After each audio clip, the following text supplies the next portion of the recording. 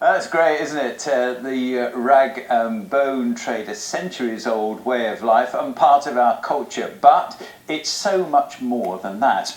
Well, for some, like the Norris family in Hull, it's a tradition that they've helped to preserve for more than 50 years. But when George Norris retires, that old generation of rag and bone men in the city may sadly come to an end. George and those who knew him tell the story of what they call a rebel way of life. Iron Rag Bone!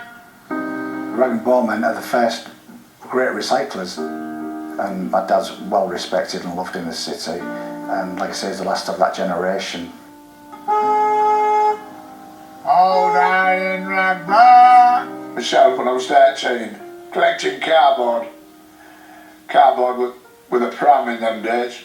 Then when I was got to 16, I managed to rake up enough to buy a pony and cards, and I started from there, like scrap iron, newspaper, anything, you know.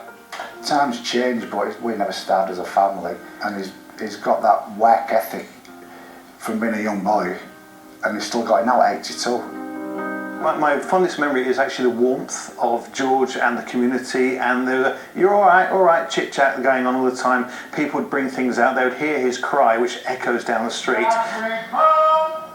And there's always time for a conversation, always time for just a few pleasant words. So my dad, in a way, he was like a rebel, because he'd be out there every day, not knowing week to week how much he was going to earn. It was all on his energy and his efforts. He'd pick me up. He'd have an idea of an area where we'd go call.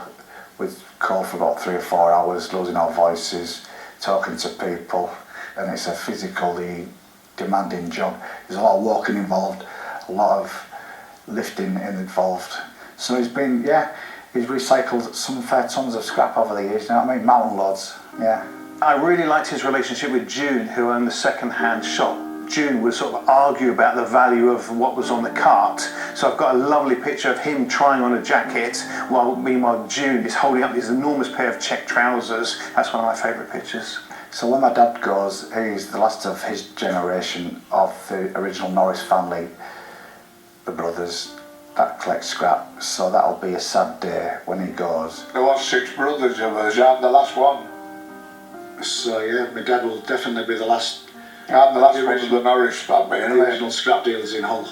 I suppose there's a lot of pride in what my family have done, and are still doing, and I feel proud to come from that generation of strong people and resilient people, hard-working people.